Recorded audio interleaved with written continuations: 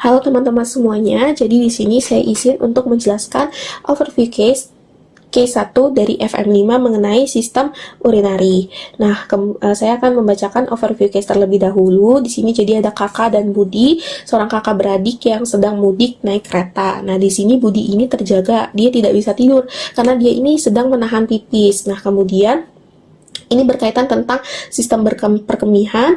Lalu pada saat dia berkemih, ini dilihat bahwa volume urinnya banyak karena dia habis minum jus buah, susu, dan juga kuah sop. Kemudian di mana berkemih ini untuk menjaga keseimbangan dengan cara pembentukan urin oleh ginjal dan akan berkemih sehingga cairan yang masuk itu harus sama dengan cairan yang keluar. Kemudian di sini juga Budi berkata nih kepada kakaknya bahwa pada saat sahur itu dia enggak minum gitu.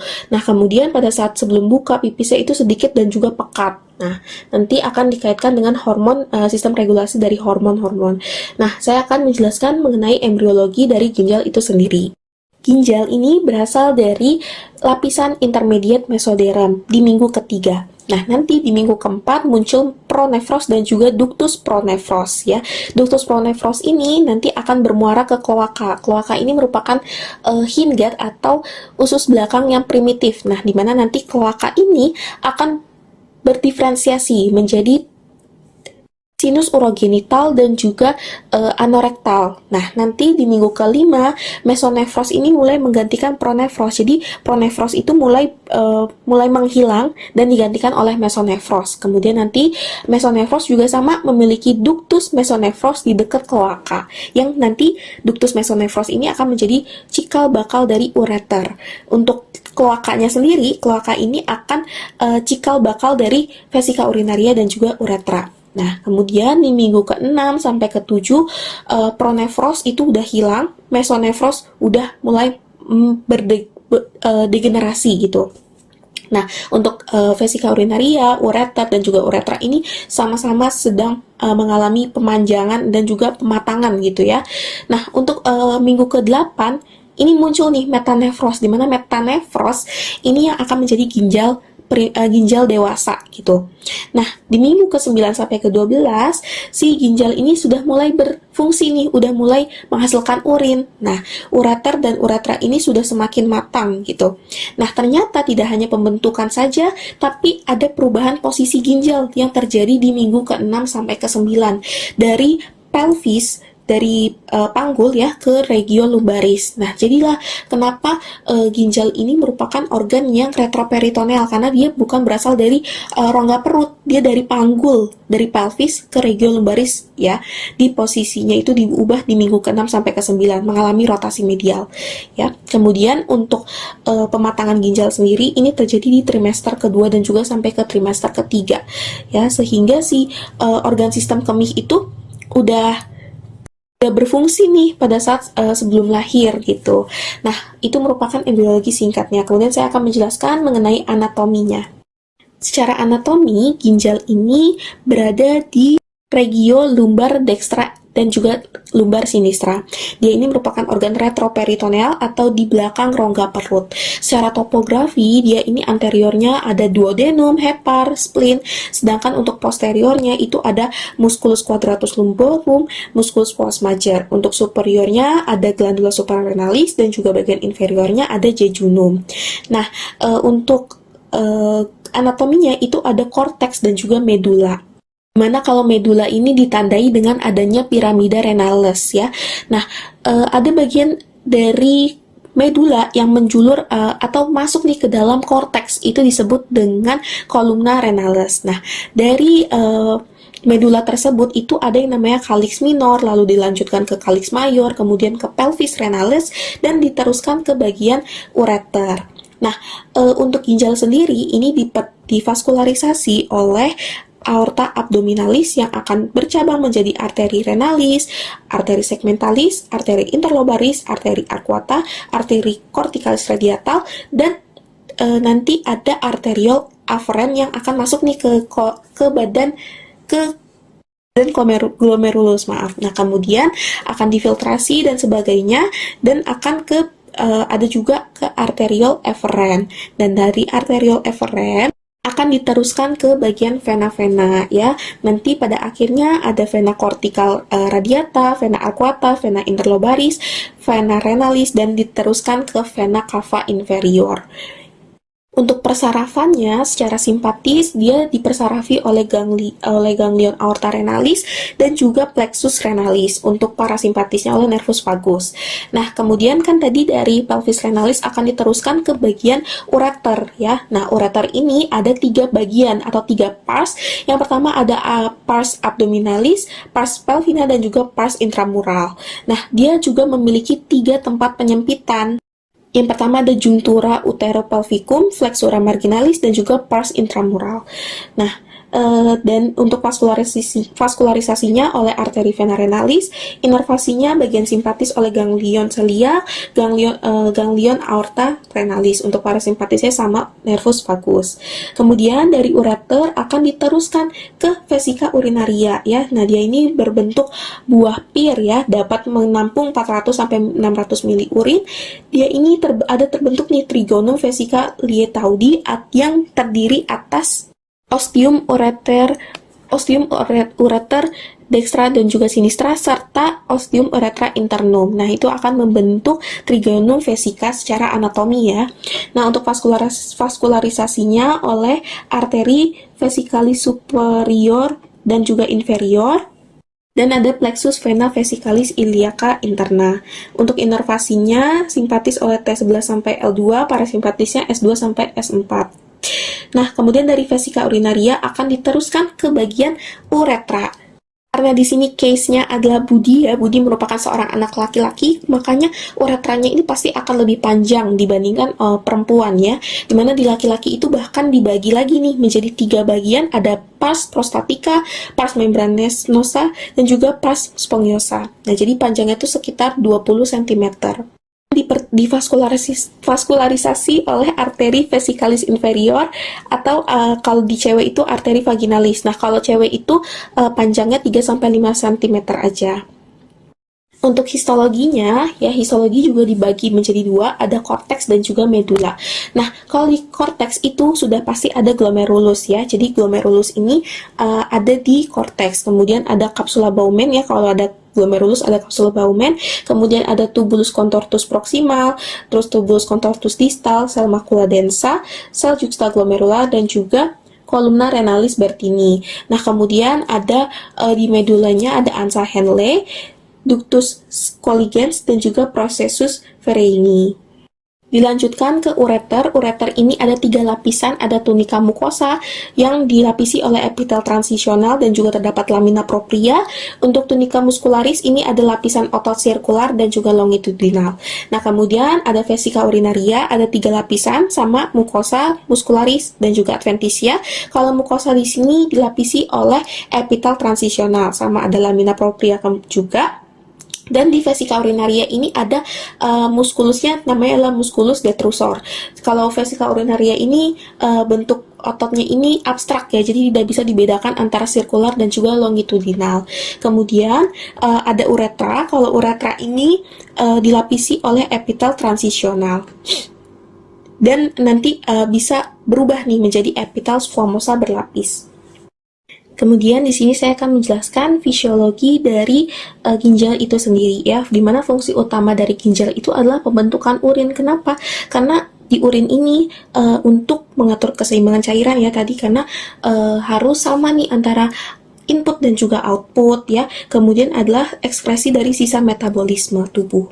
Nah, kemudian di sini ada 3 tahapan untuk pembentukan urin, ada filtrasi, reabsorpsi, dan juga sekresi. Filtrasi itu terjadi di badan glomerulus ya, dimana ketika arteriol afren ini masuk ke dalam badan glomerulus, maka ini nanti filtrat-filtrat itu akan tersaring gitu, akan tersaring dan diteruskan. Kalau yang tersaring dia akan diteruskan ke tubulus contortus proximal, kalau yang nggak bisa tersaring ya udah dia diteruskan ke arteriol eferen. Nah, tapi tidak semudah itu untuk masuk ke tubus contortus proximal karena harus melewati beberapa lapisan ya. Yang pertama itu adalah dinding kapiler glomerulus yang ukurannya 50 sampai 100 nanometer. ya. Jadi karena kapilernya glomerulus tuh bersifat fenestrata atau dia berpori ya. Kemudian yang kedua adalah basa lamina. Nah, kalau di basa lamina ini dia itu lapisan yang bermuatan negatif. Jadi susah untuk dilewati oleh zat-zat yang bermuatan negatif. Contohnya seperti protein karena kayak albumin gitu ya, imunoglobulin. Jadi ini susah dilewati oleh si benda-benda tersebut karena dia bermuatan negatif juga. Jadi kayak mental gitu. Nah, yang ketiga adalah podosit. Nah, di mana nanti podosit ini akan membentuk tight junction ya. Lebih tepatnya prosesus podosit gitu. Tight junction yang berukuran 20 nanometer. Itu kecil banget sehingga hanya zat-zat tertentu seperti air, kalsium, magnesium, glukosa, lipid, urea, kalsium, natrium, klorin, dan juga kreatinin yang bisa masuk. Nah, kenapa nih klorin bisa masuk? Padahal dia bermuatan negatif gitu ya. Nah, memang bisa masuk tapi hanya dalam jumlah yang sedikit. Seperti itu. Nah, glukosa ini kan ukurannya besar ya, jadi dia masih bisa masuk tapi dalam jumlah yang sangat sedikit. Nah, kemudian di filtrasi ini juga memiliki tekanan filtrasi atau laju filtrasi glomerulus gitu, yang dipengaruhi oleh tekanan kapiler glomerulus yang sebesar 55 mm Hg. Dia ini mendorong filtrasi ya. Kedua ada tekanan hidrostatis. Dia ini 15 mm Hg, tekanan onkotik 30 mm Hg. Dan dimana untuk tekanan hidrostatis dan juga onkotik ini fungsinya adalah untuk melawan filtrasi. Sehingga hasil akhirnya adalah 10 mm Hg untuk tekanan filtrasi akhirnya ya.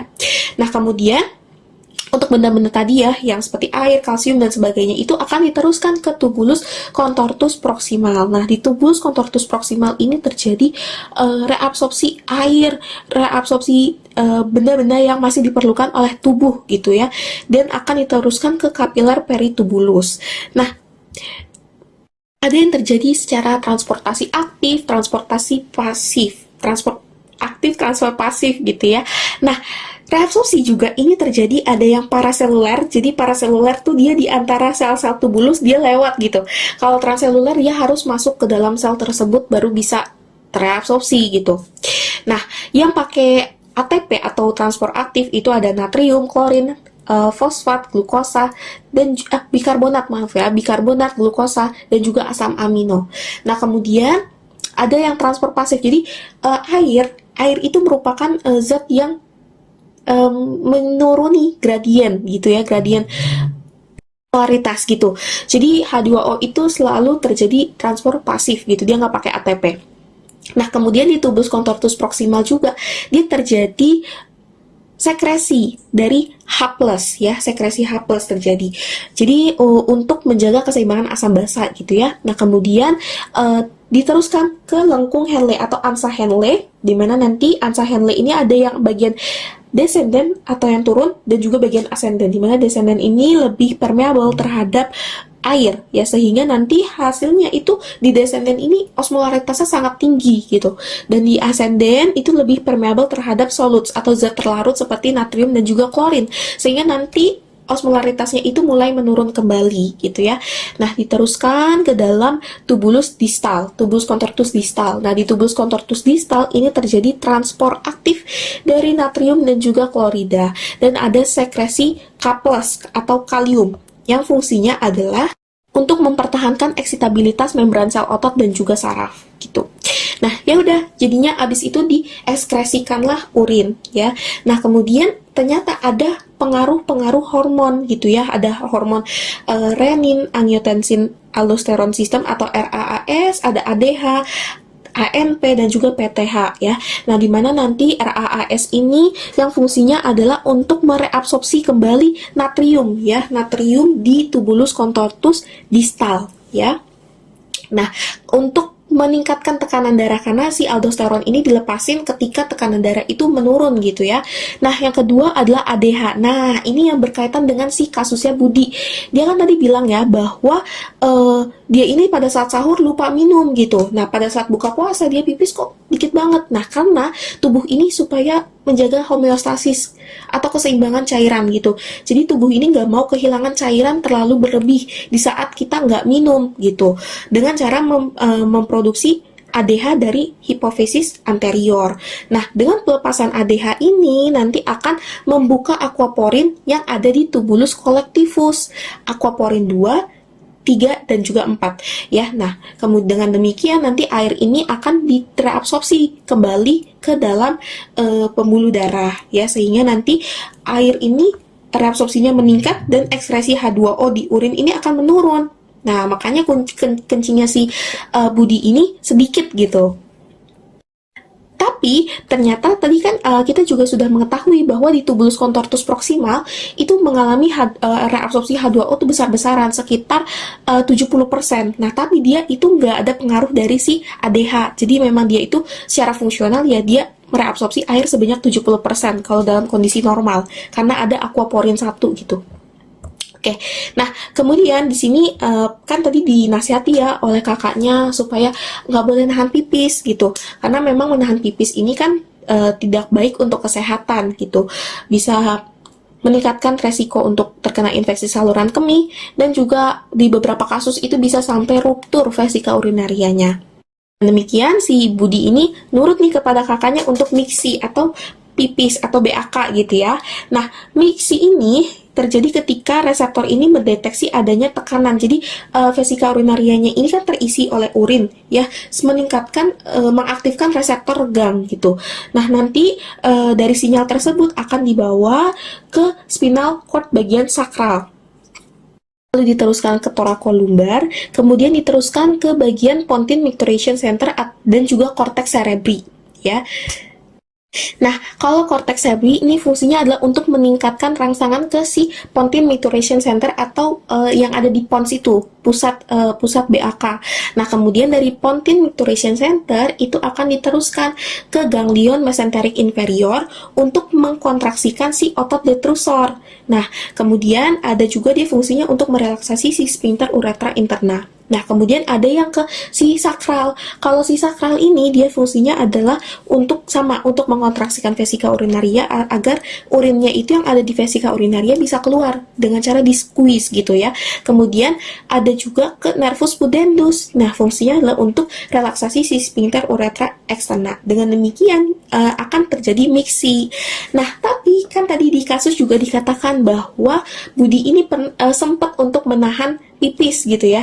Nah, menahan pipis itu terjadi karena dia ini secara sadar atau secara volunteer si Budi ini untuk tetap mengkontraksikan si sphincter uretra externumnya, karena si sphincter uretra externum ini bisa dikendalikan gitu. Dengan demikian maka si Budi ini tidak ngompol gitu, tidak pipis. Kemudian secara komposisi urin itu ada 95% air dan 55% adalah zat terlarut. Nah, zat terlarutnya ini ada organik dan juga non-organik ya. Kalau organik ini yang berasal dari tubuh kita, dari sisa metabolisme tubuh kayak urea, asam urat, kreatinin, ureum gitu ya. Nah, sedangkan yang non-organik ini seperti natrium, klorin, kalium, bikarbonat, fosfat, ya, kalsium, magnesium. Nah, ini disebabkan karena makanan dan minuman yang kita makan gitu. Nah, kemudian ada faktor yang mempengaruhi ekskresi urin, itu ada tekanan darah, asupan cairan dan konsumsi makanan tertentu, dan juga suhu lingkungan serta aktivitas fisik. Nah, warna urin itu dipengaruhi juga oleh hidrasi kita. Kalau misalnya minum kita semakin banyak, maka pipis kita akan semakin warnanya semakin bening atau kuning muda gitu ya. Nah, kemudian kayak di kasus ya yang dia lupa minum, maka urinnya ini pekat gitu katanya Budi. Kalau misalnya dia yang habis makan banyak dan minum banyak itu tadi katanya urinnya lebih bening gitu dan juga banyak ya. Dan asupan makanan dan obat serta kondisi patogen. Nah, indikator pada urin tuh warnanya ada berbagai macam ya, ada kuning muda, kuning pekat, kuning kecoklatan dan merah. Nah, kemudian ada bau juga yang dipengaruhi oleh diet dan ada tidaknya infeksi. Mau tambahin juga bahwa di kasus itu juga dikatakan bahwa kakaknya ini bilang kepada Budi, tubuh ini harus tetap terhidrasi baik gitu, kebutuhan cairannya itu harus dipenuhi. Nah, biasanya kebutuhan cairan ini ditentukan oleh aktivitas, usia, jenis kelamin, cuaca, dan juga kebutuhan klinis dari orang tersebut gitu. Nah, kalau si Budi ini kan tadi umurnya 9 tahun ya. Nah, anak-anak itu menurut WHO ya 1 sampai 3 tahun adalah 1,1 liter, untuk 4 sampai 9 tahun adalah 1,4 sampai 1,6 liter. Untuk dewasa itu 20 sampai 40 mili kilogram berat badan per hari. Sekian dari presentasi saya mengenai case 1 FM5. Mohon maaf jika ada kesalahan atau pemberian informasi yang sesat, boleh untuk dikoreksi oleh teman-teman semuanya di kolom komentar. Terima kasih semuanya, jangan lupa di like, komen, dan subscribe. Bye!